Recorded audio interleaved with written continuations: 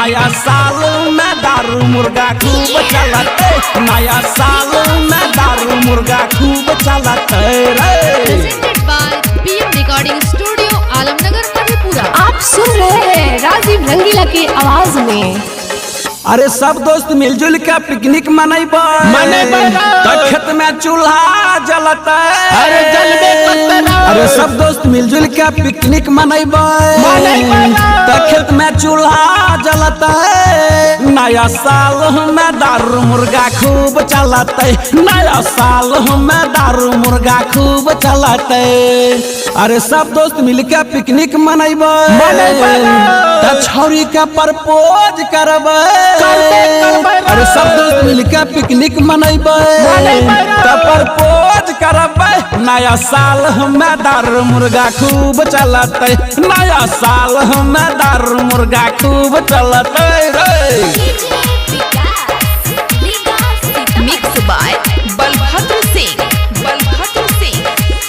चलते रे भैया चलते, नया साल में दारू मुर्गा चलते रे। चलते रे भैया चलते, नया साल में दारू खूबे चलते।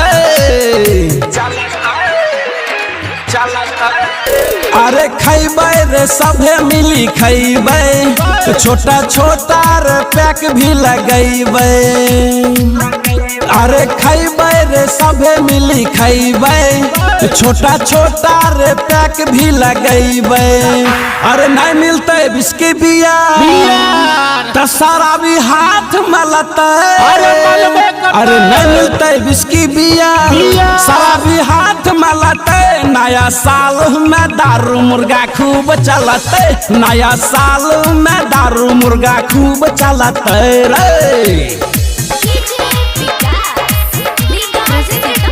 PM recording studio Alamnagar Madhepura.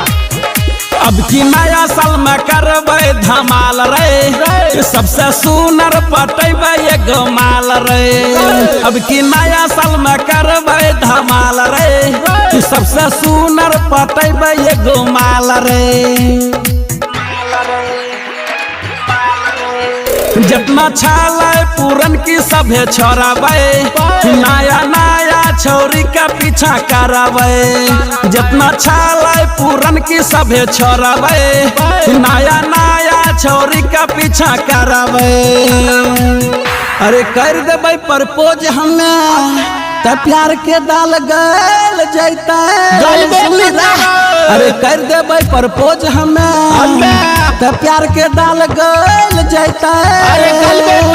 नया साल में मुर्गा दारू खूब चलते, नया साल में दारू मुर्गा खूब चलते।